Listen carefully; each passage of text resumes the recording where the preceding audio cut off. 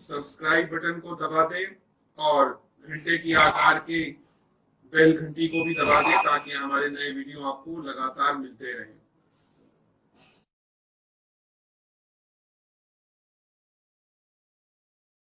नमस्कार दोस्तों, धर्म रहस्य चैनल पर आपका एक बार फिर से स्वागत है। जैसे कि हम लोग जानते हैं कि पहले लोग कहानियां भेजते ही हैं, तो उन्हीं में से एक अनोखी सी कहानी शुभम चौहान जी ने एक बार फिर से भेजी है। एक पहले भी वीडियो भेज चुके हैं और इनकी दूसरी कहानी है, तो उन्हीं के शब्दों में आज की कहानी में पढ़ूंगा। ये कह रहे हैं कि एक अनहोनी जो किसी के साथ भी हो सकती है, उसी रिलेटेड कहानी है। मैं उनके शब्दों में पढ़ता हूँ। नमस्कार गुरुजी और धर्म रहस्य चैनल के सभी श्रोताओं। गुरुजी से निवेदन है कि प्लीज़ मेरे साथ हुई इस घटना को एक बार में ही सुनाइए और सभी से निवेदन है कि पूरी कहानी सुने, क्योंकि आज मैं एक बहुत ही बड़े रहस्य से पर्दा उठाने वाला हूँ। ऐसा रहस्य जिसके बारे में कोई सोच भी नहीं सकता है।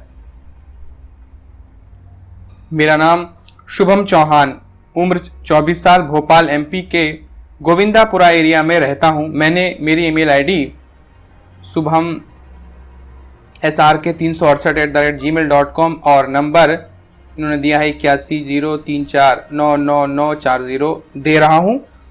कोई भी सवाल हो तो पूछ सकते हैं। मैं ये अपना दूसरा अनुभव भेज रहा हूँ। इससे पहले मैंने भोपाल गैस कांड और चुड़ैल नाम से एक अनुभव भेजा था, जो कि मेरे बचपन की घटना थी।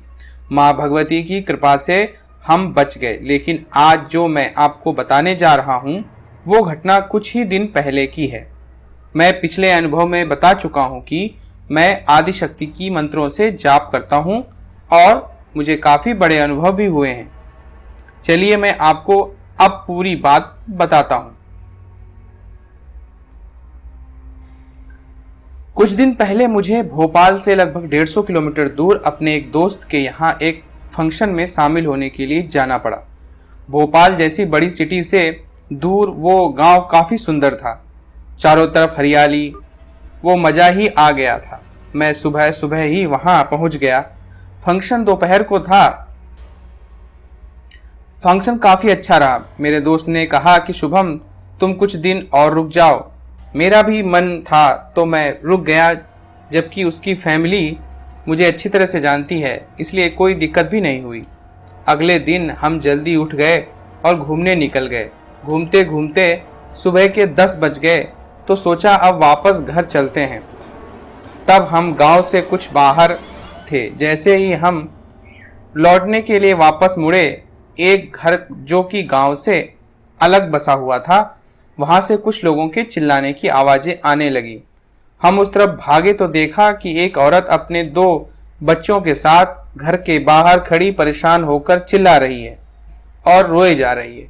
वो लोग काफी गरीब थे। हमने उस औरत से कहा कि क्या हुआ। उसने कहा कि कोई एक अजनबी आदमी उसके घर में अचानक से आ गया है, जो कि अजीब आवाजें निकाल रहा है। मैं नहीं जानती कि वो कौन है। मेरे दोस्त ने उनसे पूछा कि आप कहा कि कहाँ है आदमी, तो उसने कहा कि अंदर एक कमरे में। मेरा दोस्त अंदर गया। मैं उन लोगों के को शांत करने लगा। कुछ देर बाद मेरा दोस्त भागते हुए आया और घबराते हुए उसने मुझसे कहा कि भाई, कोई आदमी है जो कमरे में है, लेकिन अंदर कोई दिख नहीं रहा है, बस आवाज ही आ रही है। मैंने कहा तुम इनका ध्यान रखो, मैं जाकर देखता हूँ। मैं अंदर गया तो मुझे उल्टी सी आने लगी। घर काफ़ी गंदा था। दोस्तों, यहाँ मैं आपको बताना चाहूँगा कि मैं घर को गंदा देखकर उस औरत का मजाक नहीं बना रहा हूँ। घर में वाकई में काफ़ी गंदगी थी। लैट्रीन, पेशाब जैसी गंदगी पड़ी हुई थी। पता नहीं वो लोग कैसे रह रहे थे। खैर, उस घर में केवल 2 ही कमरे थे। अंदर वाले कमरे से आवाज आ रही थी, जो कि बंद सा था। मैं वहां पहुंचा और आवाज लगाई, कौन है अंदर? कोई जवाब नहीं मिला। मैंने दरवाजे के नीचे जहां थोड़ी सी जगह थी, वहां से देखा कि 2 पैर दिखाई दिए, जो किसी आदमी के थे। उसने काले जूते जैसा कुछ पहना था। मैंने उठा और फिर आवाज दी कि कौन है अंदर, जवाब दो। फिर कोई आवाज नहीं आई। मैंने फिर देखा मुझे पैर से नजर आए। मैं उठा और जोर से धक्का देकर दरवाजा खोला। अंदर कोई ना था, लेकिन किसी की फुसफुसाहट अब भी साफ सुनाई दे रही थी। घर के तरह वो कमरा भी हद से ज्यादा गंदगी से भरा हुआ था। मैं आवाज देकर अपने दोस्त को कहा कि सबको अंदर ले आओ। सब अंदर आए। अंदर आते ही वो औरत चिल्ला के बोली, भैया वो देखो, वो आदमी यही खड़ा है। हमने वाकई कोई नहीं दिख रहा था। मैंने उनसे पूछा कि कैसे दिख रहा है वो, तो उन्होंने कहा कि लंबा सा आदमी है जिसने काले कुर्ता पैजामा टाइप कुछ पहना हुआ है, लंबी काली दाढ़ी मूछ है। मैंने बच्चों से पूछा कि उन्हें भी डरते हुए कहा कि हाँ वो यही है। मैंने औरत से पूछा कि वो क्या कर रहा है, तो उसने कहा कि अभी अभी उसने पानी से भरी बाल्टी में पेशाब की और उसे पी गया है। दोस्तों प्लीज ये ना सोचिए कि मैं क्या बात बता रहा हूँ। जो बता रहा हूँ उसके बाद एक बहुत बड़े राज से पर्दा उठ ही जाएगा। तो आगे सुनो। उस औरत ने फिर कहा कि उस आदमी ने एक नींबू काटा और उसमें मल लगाकर चाट रहा है। मल यानी कि टट्टी। मेरे दोस्त को तो उल्टी सी आने लगी और वो बोला कि मैं बाहर जा रहा हूं, मुझे रहा नहीं जा रहा। मैंने कहा ठीक है, सबको बाहर ले जाओ। वो सब चले गए। मैं उन लोगों की परेशानी को समझ पा रहा था, इसलिए सोचा कुछ भी हो जाए मैं इनकी मदद करूंगा। मैंने जोर से कहा, जो भी यहाँ है सामने आ जाओ, वरना बहुत बुरा होगा। कोई नहीं आया। मैंने दोबारा कहा, वो फिर ना आया। मेरे पास ऐसा कुछ भी नहीं था कि मैं कोई तांत्रिक प्रयोग करूं। एक माला भी नहीं थी। था तो सिर्फ देवी माँ का पर विश्वास। मैंने अब देवी माँ का मंत्र पढ़ने शुरू कर दिए। मुझे अब आवाजें भी नहीं आ रही थी। मैं और जोर जोर से मंत्र पढ़ने लगा। कुछ देर बाद वो आदमी सामने आकर खड़ा हो गया। मैंने मंत्र पढ़ते जा रहा था। वो सच में वैसा ही था जैसा उस औरत ने बताया था। बहुत सुंदर और बड़ा आदमी, लंबे काले बाल और दाढ़ी मूछ। मैंने मंत्र पढ़ता गया। अब वो आदमी बैठ गया और रुकने का इशारा किया। मैं रुक गया। मैंने उससे कहा, कौन हो तुम और इतने सुंदर हो तो कि इस गंदगी में क्या कर रहे हो? उसने कहा, मैं मलाज हूं और मेरे जैसे और भी मलाज होते हैं। हम लोग गंदगी में रहना पसंद करते हैं और जो जगह पवित्र होती है वहां गंदगी करके जो देवता वहां निवास करते हैं उन्हें वहां से भगा देते हैं। यहाँ कोई देवता तो नहीं है लेकिन गंदगी है, इसलिए मैं यहाँ आ गया और अब यहीं रहूंगा। मैंने तुम्हें यहाँ से नहीं भगा सकते। और वो हंसने लग गया। मैंने कहा, ठीक है, यहीं बैठे रहो, आता हूँ। मैं बाहर गया और थोड़ा सा पानी लाया और मंत्र पढ़ते हुए उस पर फेंक दिया। वो लेट गया। You have 10 minutes or I'm gone. I'll take a lot less.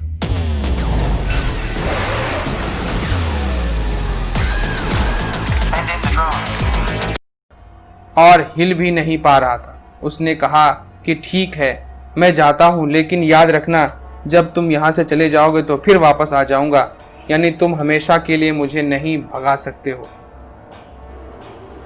मैंने उससे कहा, ठीक है, देखते जाओ। मैंने मन ही मन सोचा, ये हम इंसानों को मूर्ख समझता है। मैंने उस पर फिर मंत्र पढ़ के पानी डाला तो वो दौड़ के भाग के वहां से चला गया। वो जा चुका था। मुझे थोड़ा सुकून मिला और बाहर आ गया। मैंने अपने दोस्त और औरत को पूरी बात बताई। फिर मैंने अपने दोस्त को कहा कि जाओ कुछ कपड़े ले आओ इन लोगों के लिए, साथ में नर्मदा जल भी ले आना। वो सब ले आया। फिर मैंने उस औरत से कहा कि आप लोग नहा के तैयार हो जाओ। वो नहा धोकर आ गए। फिर हमने घर का पूरा सामान बाहर निकाला और हमने कुएं से ढेर सारा पानी निकालते हुए पूरे घर की गंदगी मिटा दी। फिर सारा सामान जो ज़्यादा ना था सब घर में जमा दिया और पूरे घर में और घर के बाहर नर्मदा का जल छिड़क दिया। एक छोटी सी जगह को पूजा घर बना दिया। मैंने उनसे कहा, आप घर में इतनी गंदगी कैसे होने देती हैं? इसी वजह से वो मलाज आया था। तो उन्होंने कहा, मेरे पति काफ़ी समय पहले गुजर गए। मैं मजदूरी करके घर चलाती हूँ, बीमार भी रहती हूँ। बच्चे घर गंदा कर देते हैं और मैं कुछ साफ भी नहीं कर पाती। मन में सफाई करने का ख्याल तक नहीं आता था। अकेली क्या क्या करूँ? मैंने कहा, कोई नहीं, अब जब तक आप साफ घर रखेंगी और घर में शिव शक्ति की पूजा करेंगी तब तक वो वापस नहीं आ सकेगा। शाम होने वाली थी, हम वापस घर आ गए। हम खुश थे, लेकिन ये बात घर पे किसी को नहीं बताई, वरना बेकार में ही भीड़ जमा हो जाती वहाँ। अगले दिन मुझे वापस भोपाल लौटना था। मैं फिर उनके घर गया, सब ठीक था। उन्होंने मुझे धन्यवाद कहा और मैं वापस भोपाल आ गया, एक अजीब सी खुशी और सबक साथ लेकर। दोस्तों, यहाँ मैं आपको बता दूं, मैं कोई तांत्रिक नहीं हूँ, मैं तो एक आम आदमी हूँ। मुझे नहीं पता था कि मलाज क्या होता है, किसी बुरी शक्ति को कैसे भगाते हैं, तांत्रिक क्रिया कैसे करते हैं, मुझे नहीं पता। मुझे बस विश्वास था कि माँ भगवती की मंत्र के आगे ये छोटी शक्तियाँ कुछ नहीं, और जो किया विश्वास के साथ किया। मैंने पहले बार ऐसा कुछ किया। दोस्तों, मलाज जैसी चीज़ भी होती है, यकीन मानिए। जहाँ गंदगी होगी वहाँ मलाज जैसी चीज़ आएंगी और उन्हें ही दिखाई देंगी जो गंदगी में रहते हैं। माना कि इतनी गंदगी में भी कोई नहीं रहता, लेकिन हमारे आसपास कितनी गंदगी होती है, वो आ ही जाते हैं और असर सब पर होता है, भले ही वो दिखाई ना दें। ऐसी बुरी शक्तियाँ बीमारी और गरीबी बढ़ाती हैं। इसलिए अपने घर, मोहल्ले, शहर और देश को हमेशा साफ रखें और स्वच्छ भारत अभियान में अपना योगदान दें। अच्छा ही है ना? और हाँ, आप चाहे साधना के क्षेत्र से हो या ना हो, अगर आपको भगवान पे भरोसा है तो अपने इष्ट को मंत्रों का रोज जाप किया करें। इससे उनकी कृपा हम पर आती है और ना जाने कब जरूरत पड़ जाए, जैसा मेरे साथ हुआ। इसलिए साफ सफाई रखें, खुश रहें, दूसरों की मदद करते रहें। हम सभी एक ही परमात्मा के बच्चे हैं। उम्मीद करता हूँ कि हम सभी को एक सबक मिला होगा। ये घटना आपको कैसी लगी मुझे जरूर बताइएगा।